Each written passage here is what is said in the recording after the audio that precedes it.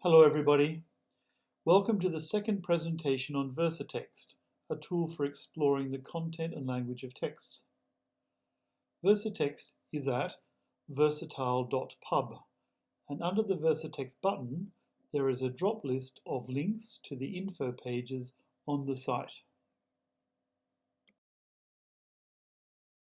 The first video presentation demonstrated the features of VersaText that it inherited from its forebears. So we already know its functions and the angles that we can explore a text through. This second video demonstrates how a little bit of linguistic intelligence built into VersaText is the key to unlocking useful features of the language of the text. They open the door to a rich range of learning opportunities which go under the heading of affordances. These are opportunities for learners of general English, English for specific purposes, and CLIL is perhaps the best known vehicle of this. Enter Guided Discovery. Every text, activity, dictionary, English speaker, and online tool has its own affordances. It depends on a teacher's view of language and learning how we will exploit these affordances and how students will. We wonder if our students will develop their Farsi through a lot of skills work, being in their performance zone, or in combination with a lot of systems work, being in their learning zone. We wonder how our students will develop their fluency, accuracy, sophistication, and idiomaticity. It may be through knowing about language and about learning. Teachers spend a lot of time passing on what we've learnt, but we could also pass on how we've learnt. After all, we want our students to experience knowledge creation, don't we? This involves asking students strings of questions that they can answer from a text, in whatever form it is presented, and questions about their approach to answering questions, and how their answers relate to other things they know, and on it goes. This statement could be a poster in every classroom in the world. It comes from the book shown here. The authors, Postman and Weingartner, wax lyrically over many pages on the value of questions. We are now going to ponder this question. How does the thinking that questions provoke lead students to learn language from a text? Among other things, texts are data. In guided discovery, students use text as their data source. They make their findings with a little guidance from their teacher. Like answers to questionnaires, findings don't mean much until they are compiled. Through sorting and structuring their findings, information forms. Students are inevitably adding to what they already know, making the unknown known. Teachers keep providing more information, and students learn and acquire through plenty of other sources, formal and informal, new data, and new information. Information warps and bends and morphs as new data comes to light. As all of this information gets organized into complex mental models, theories, and schemas, we arrive at conceptual knowledge. Our models and schemas enable us to use these features of language. This is procedural knowledge. In learning language from language, students also learn how to use text as data. This is another aspect of their procedural knowledge. As students become more aware of their learning, their metacognitive knowledge also develops in concert with these procedures. Students learn to notice. In discovery learning, students learn through processes associated with discovery and inquiry by observing, inferring, formulating hypotheses, predicting, and communicating. The basic rationale for studying language from a single text is that students are not learning the whole language at any given moment. When students learn aspects of language from a single text, Every item isolated for study, no matter how large or small, is still part of a single entity. The text is its own unit of meaning that is part of an interconnected universe of meaning.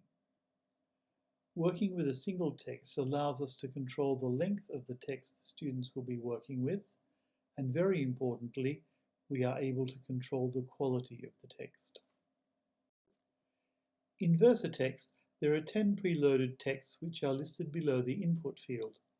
They were originally set for the convenience of the readers of Grammar, Vocabulary, and Everything in Between, a guided discovery book for students, and Learning Language from Language, a book for teachers.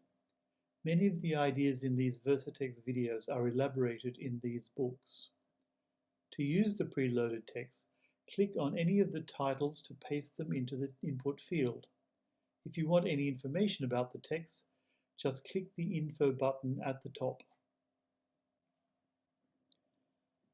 But it is better to choose texts that are related to your syllabus or are in some ways familiar to the students or exemplify aspects of language that you want your students to experience. And of course, students can also suggest texts. You might choose texts about things that are off limits in course books or even song lyrics. You might like to Google parsnip in English language teaching. Now, let's explore a word cloud. That's why we're here, isn't it? So here is our first word cloud for the season. The text is a paper I wrote about Scale and VersaText in April 2020. It can be downloaded from the first info tab. At first glance, a keen eye will draw a triangle connecting text, word, and student. This prompts us to assume that the text will do the same. Our triangle morphs as we take in use and language. Then we might start noticing the verbs in blue. Yes, VersaText colors have meaning. And because the text is lemmatized, we can create a word cloud of either word forms or lemmas. Word forms are interesting morphologically, grammatically, the use of endings. On the other hand, lemmas are useful for looking at words as elements of meaning in a text. Now let's talk about a very popular topic, color. One color for each part of speech. And because every orthographic word is part of speech tagged, the colors in the word cloud are not merely decorative. The accessible color set is the Wong palette, suitable for all types of color blindness. Now let's talk about number. Too many, too few, just right. How many words do you want in your word cloud? How much can you discern about a text from 10 words only, the lowest choice that VersaText offers? More words are more data, which means that information continues to grow. Information warps and bends and morphs as new data comes to light. Information about the content. At what point does the genre of the text emerge? At what point can we say that a text is probably academic, or probably a personal email, or an objective, informative text? Weighing up the optimum amount of text required to answer a specific question is a challenge students can rise to.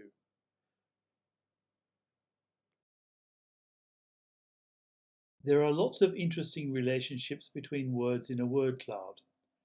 There are always several topics weaving through the cloud like trails in a forest. There are words related to language, such as vocabulary, grammar, sentence, and to education, teacher, learner, study, and to cognition, relationship, order, form, and there are all-purpose words like case, set, part.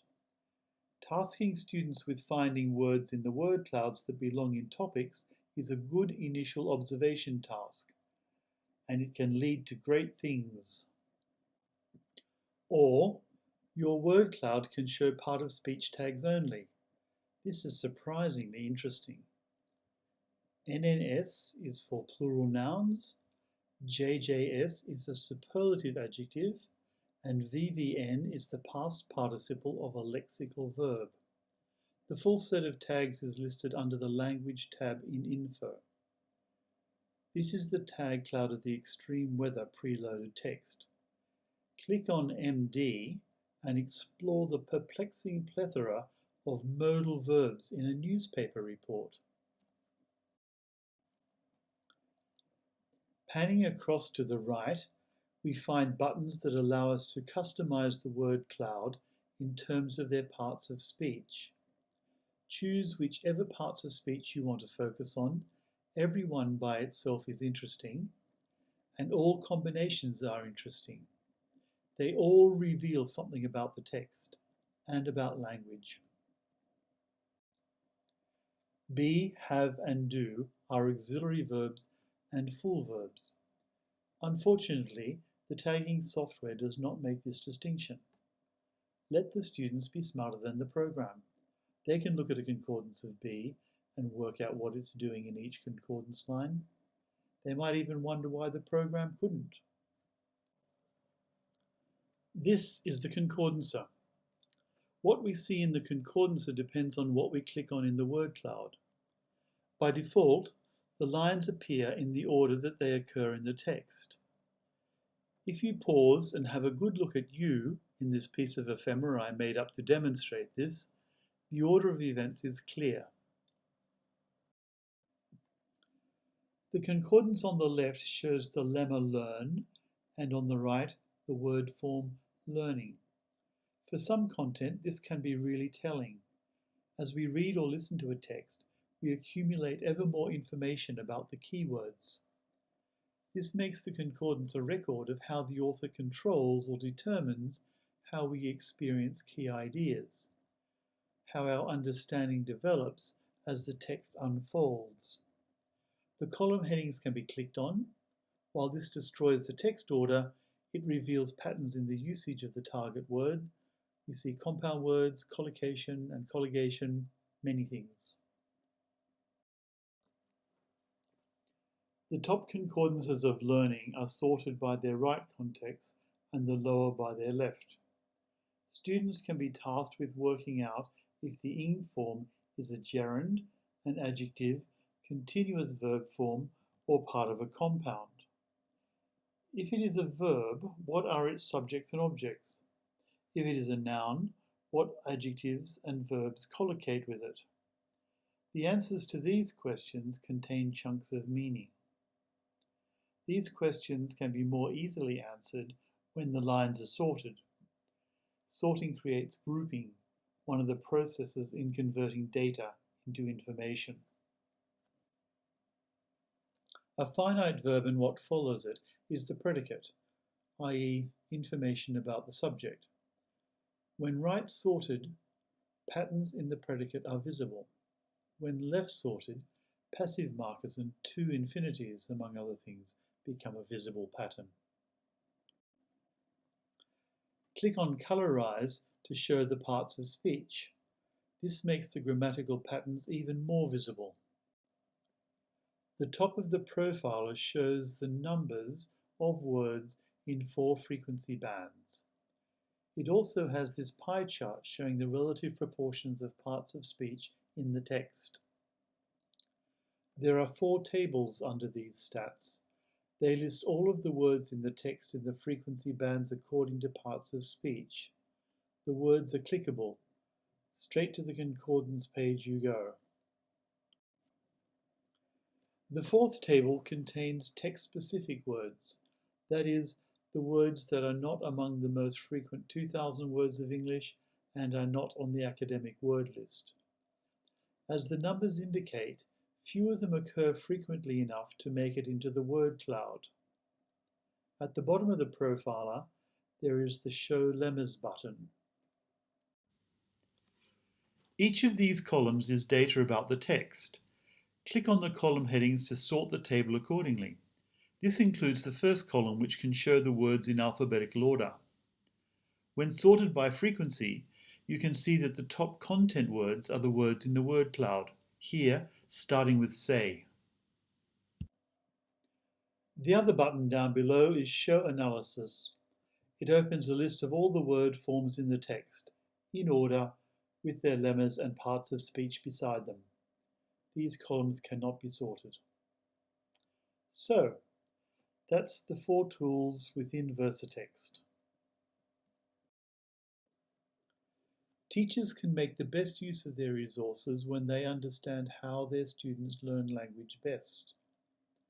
Perhaps they respond better to being guided than told.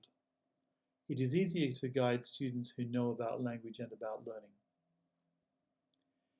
If we can engineer opportunities for them to create knowledge, if we can provide them texts that are interesting and relevant, and are gold mines of learning affordances, if they can learn from different representations of language, if they can learn content and language at the same time, if we can make teaching decisions based on data.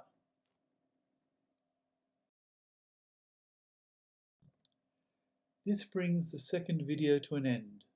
So here is the website, versatile.pub, and there's a Facebook group called VersaText. Feel free to join us.